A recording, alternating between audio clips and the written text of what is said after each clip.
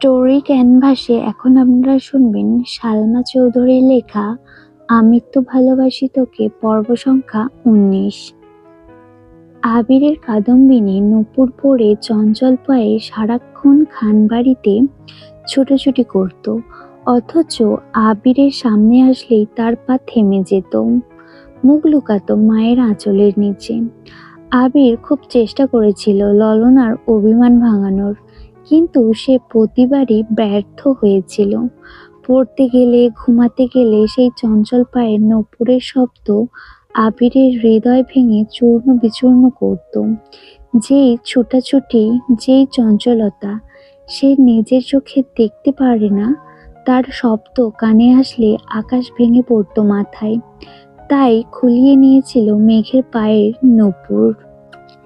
দেশ ছেড়ে যাওয়ার কিছুদিন পূর্বে তানভীরকে জড়িয়ে ধরে ২ বছরের জমাটবদ্ধ নীল পাহাড় ভেঙে অঝরে কেঁদেছিল আবির। বোধশক্তি হওয়ার পর সেটাই ছিল আবিরের প্রথম কান্না। লোকে বলে পুরুষ মানুষের কাঁদা নিষেধ, কান্না এলেও কাঁদা যাবে না, চাপিয়ে রাখতে হবে তা মনের গহীনে। কিন্তু যখন জীবনের সবচেয়ে মূল্যবান জিনিসটা হারিয়ে যায়, বা নিজের থেকেও প্রিয় ব্যক্তির সাথে দূরত্ব বেড়ে যায়, তখন পুরো মানুষ চাইলেও নিজেকে শক্ত রেখে অনুভূতি চেপে রাখতে পারে না। কিন্তু যখন জীবনের সবচেয়ে মূল্যবান জিনিসটা হারিয়ে যায়, বা নিজের থেকেও প্রিয় ব্যক্তির সাথে দূরত্ব বেড়ে যায়, তখন পুরুষ মানুষ চাইলেও নিজেকে শক্ত রেখে অনুভূতি চেপে রাখতে পারে না। তানভীর আবিরের সেই মরা কান্না দেখে বিস্ময়কর চোখে তাকিয়েছিল। কয়েক মুহূর্ত পর আবিরকে জড়িয়ে ধরে কয়েক শতবার শুধু জিজ্ঞাসা করেছিল, কি হয়েছে, কি হয়েছে ভাইয়া, কাঁদছো কেন, বলো আমায়। কিন্তু বাঁধহীন কান্নার ফলে আবির কোনো উত্তরই দিতে পারছিল না। পরক্ষণেই তানভীর উপলব্ধি করেছিল, হয়তো দেশ ছেড়ে, প্রিয়জনদের ছেড়ে চলে যাবে, তাই এভাবে কাঁদছে। সে আর প্রশ্ন করেনি, চুপচাপ ভাইয়ের কান্নার গভীরতা মাপতে ব্যস্ত হয়েছিল। আবিরের সেই ক্রন্দন স্থির হয়েছিল প্রায় ১ ঘন্টা। কান্নার মাত্রা কিছুটা কমার পর তানভীর ধীর কণ্ঠে শুধিয়েছিল, কি হয়েছে ভাইয়া, এভাবে কাঁদছো কেন। আবির কান্নারত কণ্ঠে শুধু বলেছিল, আমি ওকে ছেড়ে এতদূর কিভাবে থাকবো। গভীর রাত, শান্ত নিস্তব্ধ একটা পরিবেশে আবিরের এই কথাটা তানভীরের হৃদয়ে গিয়ে লেগেছিল। তানভীরের বয়স তখন সবেমাত্র ১৬তে পড়েছে। এত কিছু না বুঝলেও ভাইয়ের কথাটার মানে সে স্পষ্ট বুঝতে পেরেছিল। তানভীর ছোট্ট করে প্রশ্ন করেছিল, কে সে। আবির তখনও অঝরে কেঁদেই চলেছে। গলা খাঁকারি দিয়ে ছোট্ট করে বলেছিল, মেঘ। তানভীর বিমোহিত নয়নে তাকিয়েছিল বেশ খানিকক্ষণ।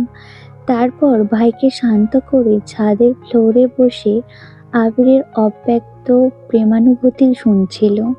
তানভীরের কাঁধে ছিল গুরুদায়িত্ব। একদিকে মায়ের পেটের বোন, অন্যদিকে চাচাতো ভাইয়ের নির্মল কান্না।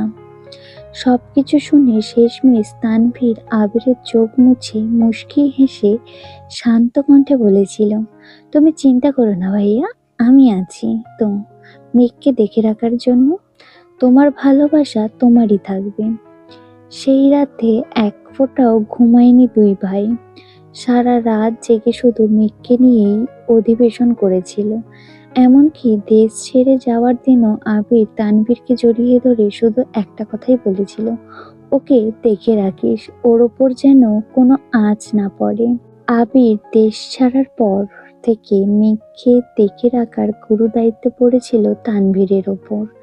মেঘ কোথায় যায়, কার সাথে মেশে, খাওয়া, পড়াশোনা, স্কুল, কলেজ, টিউশন, পছন্দ অপছন্দ সবকিছুই দেখে রাখা ছিল তানভীরের প্রধান কাজ। শত ব্যস্ততার মাঝেও আবির দিনে কমপক্ষে ৩ বার করে তানভীরকে কল দিয়ে শুধু মেঘের খোঁজ নিত। 7 বছরে এমন একটা দিন কাটেনি যে আবির মেঘের খোঁজ নেয়নি। তবে গত 7 বছরে মেঘের কোনো ছবি দেখেনি আবির। তানভীর অনেকবার বলেছে, পাঠাতেও চেয়েছিল, কিন্তু আবিরের এক কথা, বেঁচে থাকলে দেশে ফিরেই মেঘকে দেখব। আবির দেশে ফেরার দিন এয়ারপোর্টে আসার পর তানভীর আবিরকে জড়িয়ে ধরে কানে কানে বলেছিল, আজ থেকে আমি রিল্যাক্স করব, তোমার বউ তুমি সামলাবে। আবির মুচকি হেসে বলেছিল, বউকে সামলাতেই তো 6 মাস আগেই ফিরতে হলো। আবির চেয়েছিল আরো 6 মাস পর নিজেকে গুছিয়ে একেবারে আসতে, কিন্তু হঠাৎই অনাকাঙ্ক্ষিত ঘটনা ঘটল, যার ফলশ্রুতি 6 মাস ওয়েট করা আবিরের পক্ষে সম্ভব ছিল না। যেই ছেলের জন্য ছোট্ট কাদম্বিনীর গায়ে হাত তুলেছিল আবির, যার জন্য তাকে 9 বছর যাবৎ প্রেয়সীর থেকে দূরে থাকতে হয়েছে, সেই জয় নামক ছেলে পুনরায় আবির্ভূত হয়েছে মেঘের জীবনে। এইচএসসি পর মেঘকে সে কোচিংয়ে ভর্তি করানো হয়েছিল। সেই কোচিংয়ে জয়ও ভর্তি হয়েছিল, তা তানভীর ও আবিরের অজানা ছিল। জয় মেঘকে দেখার পর থেকে খুব চেষ্টা করেছিল কথা বলার জন্য, কিন্তু কোনোভাবে সুযোগ হচ্ছিল না। কোচিং থেকে আবিরকে তা জানানোর পর ছেলের ব্যাচ টাইম চেঞ্জ করে দিতে বলেছিল আবির। তারপর তানভীরও কয়েকদিন মেঘকে কোচিংয়ে দিয়ে আসছে এবং নিয়ে আসছে, কিন্তু তাতেও কোনো লাভ হয়নি। এই ছেলে মেঘের ব্যাচ টাইমের আগে পড়ে কোচিংয়ের সামনে দাঁড়িয়ে থাকতো। আবির তানভীরকে এই ছেলের সম্পর্কে খোঁজ নিতে বলেন। দিন শেষে জানতে পারে এই ছেলেই ছোটবেলার সেই জয়। এটা জানা মাত্রই আবিরের মাথায় রক্ত উঠে গেছিল। এমার্জেন্সি ভিসা ম্যানেজ করে দেশে ফিরেছে। দেশে ফিরে 9 বছরের রাগ, ক্রোধ, আক্রোশ সবটা ঢেলে জয়কে পিটিয়েছিল আবির। বর্তমান তানভীর ঘণ্টাখানেক মেঘের মাথায় জলপট্টি দিচ্ছে, কিন্তু জ্বর যেন কোনোভাবেই কমছে না। হালিমা খান ঘুমিয়ে পড়েছিলেন। হঠাৎ সজাগ হয়ে তানভীরকে জলপট্টি দিতে দেখে উদ্বিগ্ন কণ্ঠে জিজ্ঞাসা করলেন, কি রে, তুই এখনো এখানে? সেই কখন এসেছিস, খাবি না?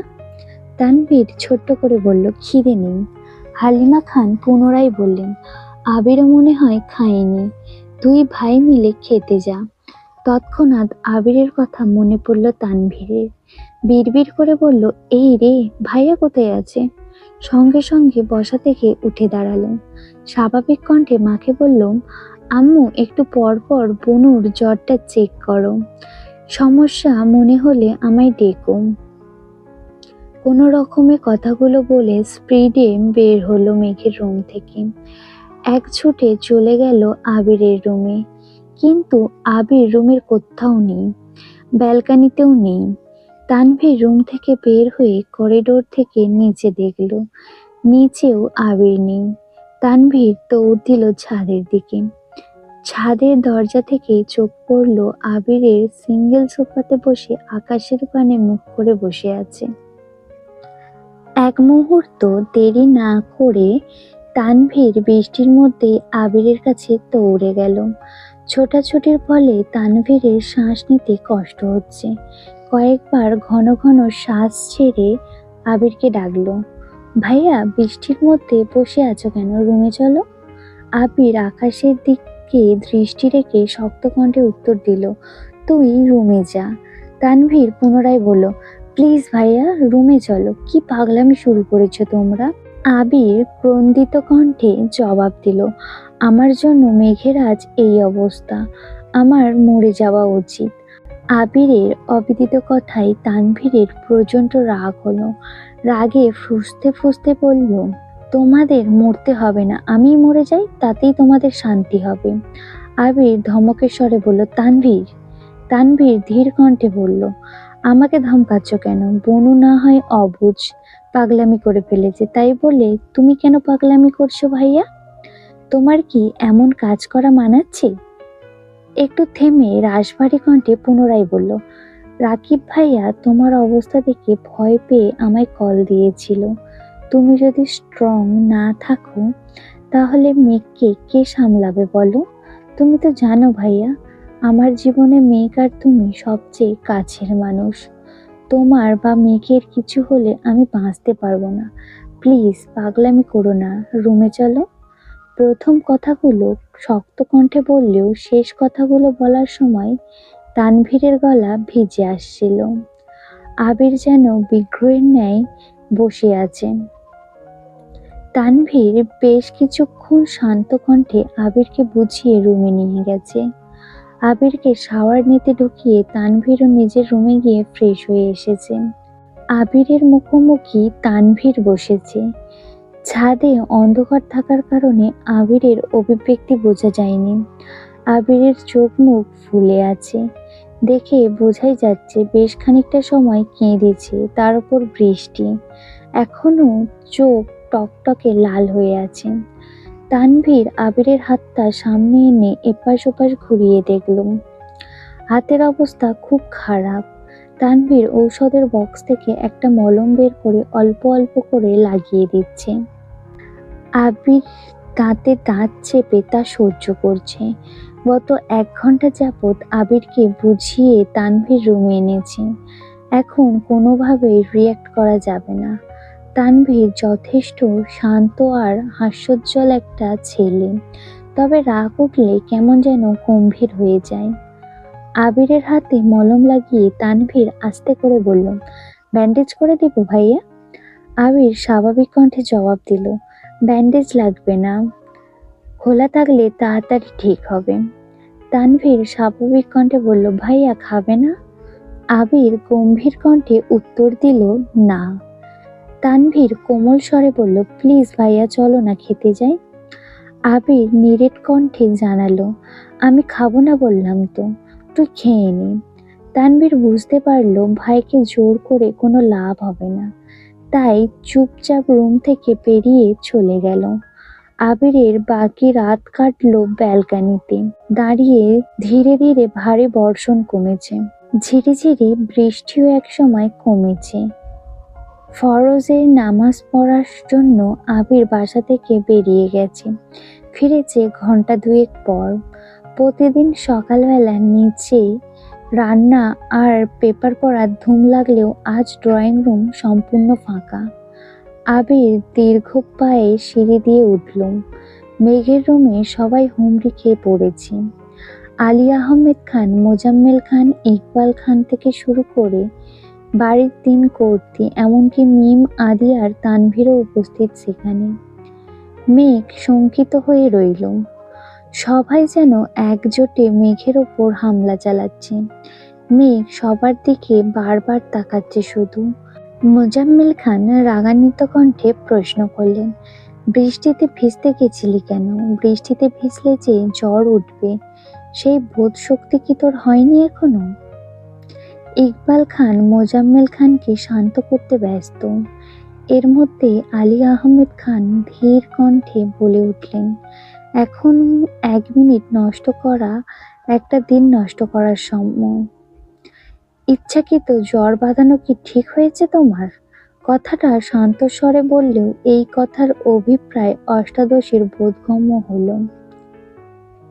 মালিয়া খান, আকলিমা খানও যেন একজোটে বিলাপ শুরু করেছে। যে যার মতো প্রশ্ন করছে, কোথা থেকে ভিজে আসছিস, কখন গেছিলি, ভিজলি কেন, আরো কত কত প্রশ্ন। মেঘ নির্বাক চোখে শুধু তাকিয়ে আছে। সে কি করে বলবে আবির ভাই অন্য কোনো মেয়ের প্রতি কনসার্ন? এটাই সহ্য করতে না পেরে এমনটা করেছে। হালিমা খান কোমল কণ্ঠে বললেন, তোর জন্য খাবার নিয়ে আসছি মা, অল্প খেয়ে নে প্লিজ। মেঘ সবার ওপরে ওঠা রাগ যেন মায়ের ওপর ঝাড়ল। কাঁপা কাঁপা গলায় চিৎকার দিয়ে বললাম তো খাবো না, তেতো লাগছে সবকিছু। কথাটা ঠিক মতো শেষও করতে পারল না। আবির হাজির হলো রুমে। মেঘের দৃষ্টি আবিরের দিকে পড়তেই অকস্মাৎ কম্বল টানলো কপাল পর্যন্ত। আবির গম্ভীর কণ্ঠে বলল, এখানে এত ভিড় করার মতো কি হয়েছে? অসুস্থ রোগী দেখতে এসেছো, দেখে চুপচাপ চলে যাবে। রোগীকে এত প্রশ্ন করছো কেন? ডাক্তার বলেছে ওরে কোনো প্রকার চাপ না দিতে। অনুগ্রহ করে ওকে একটু শান্তিতে থাকতে দাও। একদমে কথাগুলো বলল আবির। ইকবাল খান ভাতিজার রাগ বুঝতে পেরে শান্ত কণ্ঠে বললেন, না মানে মেঘ জেনে বুঝে বৃষ্টিতে কেন ভিজেছে এটাই সবাই জিজ্ঞাসা করছিল, আর কিছু না। আবির কণ্ঠ দ্বিগুণ ভারী করে বলল, ওর ইচ্ছে হয়েছে বৃষ্টিতে ভেজার, তাই ভিজেছে। তাছাড়া জ্বর হলে মাথা ফ্রেশ হয়। এখন সবাই নাস্তা করতে যাও। মেয়ে কম্বলের নিচে থেকে ভেংচি কেটে মনে মনে বলল, যার জন্য করি চুরি সেই বলে চোর। আপনি আমায় বাধ্য করেছেন বৃষ্টিতে ভিজতে, আর এখন সবার সামনে সেটা আমার ইচ্ছা বলে চালিয়ে দিচ্ছেন। বাহ হিটলার, বাহ! কি বুদ্ধি আপনার! বাড়ির কেউ কোনো কথা বলল না। চুপচাপ সকলে রুম থেকে বের হতে লাগলো। আবির গম্ভীর কণ্ঠে বলল, তানভীর, মেঘের জন্য নাস্তা নিয়ে আয়। হালিমা খানও চলে গেলেন মেঘের নাস্তা রেডি করতে। মেঘ তখনও কপাল পর্যন্ত কম্বল টেনে রেখেছিল। রুম নিস্তব্ধ হয়ে যাওয়ায় মেঘ ভেবেছে সবাই চলে গেছে। তাই এক আঙুলে আস্তে করে কম্বলটা কপাল থেকে নামাতেই চোখ পড়ল আবির ভাইয়ের শানিত চোখের দিকে। মেঘ আর আবিরের চোখাচোখি হতে আবির একটানা দুবার ভ্রু নাচালো। আবির ভাইয়ের এমন কাণ্ডে মেঘ হেসে ফেলল। তৎক্ষণাৎ মনে পড়ে গেল ও তো আবির ভাইয়ের ওপর রেগে আছে। অকস্মাৎ মুখ গোমড়া করে ফেলল মেঘ। আবির চেয়ার টেনে মেঘের বিছানার পাশে বসে মৃদু কণ্ঠে শোধালো, এখন কেমন লাগছে? জ্বর কি কমেছে? মেঘ ওষ্ঠ উল্টালো, কিছুই বলল না। আবির সহসা মেঘের কপালে হাত রাখলো, সাথে একবার গলায় হাত রেখে সঙ্গে সঙ্গে কপাল কুঁচকে হাত সরিয়ে নিল। ততষ্ট হয়ে পড়ল, এখনো তো অনেক জ্বর। বসা থেকে উঠে টেবিল থেকে থার্মোমিটার নিয়ে বিছানায় বসে মেঘের জিহ্বার নিচে ধরল। মেঘ হাঁ করে তাকিয়ে আছে আবির ভাইয়ের দিকে। আবির কপাল কুঁচকে তাকিয়ে রইল মেঘের দিকে। দুজনেই নিস্তব্ধ, দুই জোড়া চোখ গম্ভীরভাবে অনুবদ্ধী। মেঘের বুকের ভেতর তোলপাড় শুরু হচ্ছে। এর মধ্যে তানভীর গলা খাকারি দিয়ে রুমে ঢুকলো। তৎক্ষণাৎ দৃষ্টি সরিয়ে নিল আবির। তানভীরের কণ্ঠ শুনে মেঘও দৃষ্টি সরিয়ে ভাইয়ের দিকে চাইল। আবির থার্মোমিটার চেক করতে ব্যস্ত হলো। তানভীর ভাইয়ের দিকে প্লেট বাড়াতেই মেঘ চোখ গোল গোল করে তাকালো। মনে মনে বলল, এখনো কি আবির ভাইয়া খাইয়ে দেবেন আমায়? আবির কোনো দিকে না তাকিয়ে ছোট্ট করে বলল, তুই খাইয়ে দে। তানভীর বিস্ময় সমেত তাকালো আবিরের দিকে। আবির তানভীরকে চোখ দিয়ে ইশারা করতেই তানভীর স্বাভাবিক ভঙ্গিতে বলল, ঠিক আছে, আমিই খাইয়ে দিচ্ছি। আবির বিছানা থেকে উঠে চেয়ারে বসে আছে। তানভীর মেঘকে উঠিয়ে খাওয়ানো শুরু করলো। মেঘ জোর করে অল্প অল্প খাচ্ছে।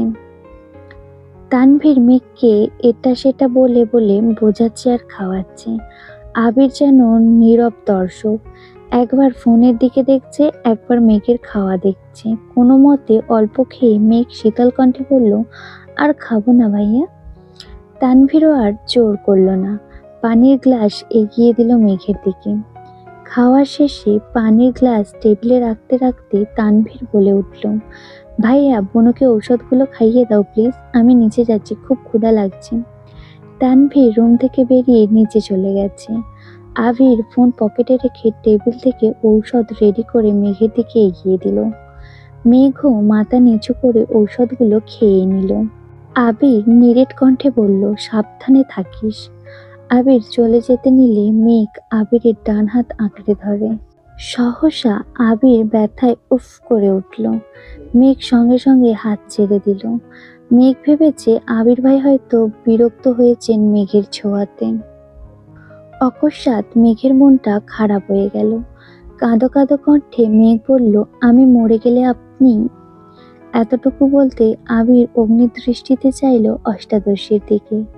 মেঘ কথা সম্পন্ন করতে পারল না। আবির রাগান্বিত কণ্ঠে বলল, চুপ। আবির দাঁতে দাঁত চেপে পুনরায় বলল, আর কোনোদিনও যদি তোর মুখে এই কথা শুনি তাহলে ওই দিন তোকে মেরে বুড়িগঙ্গায় ফেলে দিয়ে আসবো। মেঘের ছোট্ট হৃদয়টা আবির ভাইয়ের কথায় আবারও চূর্ণ বিচূর্ণ হলো। একটু নম্র স্বরেও তো বলতে পারতেন, তা না মেরে ফেলবেন। মেঘের অক্ষিপট ভিজে আসছে। চিবুক নামিয়ে বিড়বিড় করে বলল, এই বাড়ির কেউ আমায় ভালোবাসে না, সবাই শুধু বকে। সবার রাগ ছাড়ার একমাত্র জায়গা আমি। কেউ কেউ তো আবার গায়েও হাত তোলেন। শেষ কথাটা বলে আবিরের দিকে তাকালো। পল্লব ঝাপটাতেই গাল বেয়ে অশ্রু গড়িয়ে পড়ল। আবির অষ্টাদশীর মুখের পানে চেয়ে মনে মনে বলল, এই কেউটা তোকে ইচ্ছাকৃত মারতে চায়নি। এটা কি করে বোঝাবো তোকে? এই কেউটা যে নিজের থেকেও বেশি তোকে ভালোবাসে। তোকে মারার সাধ্য কি তার আছে? আমি পারছি না তোকে বুকে জড়িয়ে চিৎকার করে বলতে যে তুই আমার সবকিছু, তোকে ছাড়া আমি নিঃস্ব। আবির বিছানার পাশে বসে গলা খাকারি দিয়ে তপ্ত স্বরে বলল, তুই হয়তো জানিস না, কারোর জীবনের অপ্রকাশিত উপন্যাস তুই, কারোর সুখ নিদ্রার একমাত্র কারণ তুই। তোর চোখের ওই চাহনি কারোর নব্য স্বপ্নের সূচনা। তোর এই অনাদেয় কর্মকাণ্ডে খুব শীঘ্রই কারোর মস্তিষ্কের রক্তক্ষরণ ঘটার কারণ হবে। সময় থাকতে সাবধান হয়ে যা মেঘ। মেঘ বিস্ময়কর দৃষ্টিতে চেয়ে রইল। জ্বরের ঘোরে কথাগুলোর মানে বুঝল কিনা কে জানে। মেঘ কণ্ঠ খাদে নামিয়ে বলল, কার? আবির দীর্ঘশ্বাস ফেলে প্রখর স্বরে বলল, তোর বাবা মায়ের। নিজের মনের ভাব চাচু আর মামুনির উপর চাপিয়ে দিতে বাধ্য হলো আবির। মেঘ অগ্নিপল্লব ঝাপটে বৃহৎ নয়নে চেয়ে আছে আবিরের দিকে। আবির ঠান্ডা কণ্ঠে বলল, আর কার ভালোবাসার প্রয়োজন তোর? আমার আব্বু যেখানে আমার সাথে প্রয়োজনের বাইরে কোনো কথা বলে না, সেখানে তোর ইচ্ছে অনিচ্ছা নিয়ে ভাবে আম্মুর ভালোবাসা আশা করি। আমার তোকে বোঝাতে হবে না। কাকামণি কাকিয়া তো ওদের সন্তানের থেকেও তোকে বেশি আদর করে। চাচু আর মামুনির কথা কি বলবো তোকে। চাচু আর মামুনির খুব শখ ছিল একটা মেয়ে বাবুর। তোর জন্মের পর দুজন খুশিতে এত কান্না করেছে যে এলাকার মানুষ ভেবেছিল এই বাড়িতে কেউ মারা গেছে। তানভীর ছেলে হয়েও এতটা গুরুত্ব পায়নি যতটা গুরুত্ব তুই চাচু আর মামুনির থেকে পাস। তানভীরের জীবনে বাবা মায়ের পরেই তোর অবস্থান। মেয়ে মাদি তো তোরই ভক্ত। খানবাড়িতে তোর যতটুকু অগ্রাধিকার তা আমাদের কারণ নেই। আর কার ভালোবাসা চাস? একসাথে কথাগুলো বলে আবির থামলো, তারপর দীর্ঘশ্বাস ছেড়ে বলল, উল্টো পাল্টা কথা ভেবে নিজেকে কষ্ট দেয়া বোকামি ছাড়া কিছু না। মেঘ ডাগর ডাগর চোখে তাকিয়ে চিন্তিত কণ্ঠে শুধালো, আপনার কথা বললেন না কেন? মেঘের প্রশ্ন শুনে আবির ঢোক গিলে কপাল কুঁচকালো। তারপর শক্ত কণ্ঠে বলল, তোর এখন রেস্ট নেওয়া প্রয়োজন। আবির চেয়ার থেকে উঠতে নিলে মেঘ আবিরের ডান হাতে 2 আঙুল আঁকড়ে ধরে। সঙ্গে সঙ্গে আবির দাঁতে দাঁত চেপে চোখ বন্ধ করে ফেলে। মেঘ সহসা আবিরের হাতের দিকে চাইল।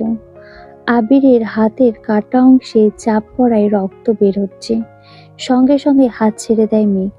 মেঘ আর্তনাদ করে বলল, আবির ভাই, আপনার হাত এতটা কেটেছে কিভাবে? আবির তপ্ত স্বরে শুধু বলল, এমনি। আর কিছু না বলে রুম থেকে বেরিয়ে গেল। মেঘ নির্বাক চোখে তাকিয়ে আবির ভাইয়ের প্রস্থান দেখল।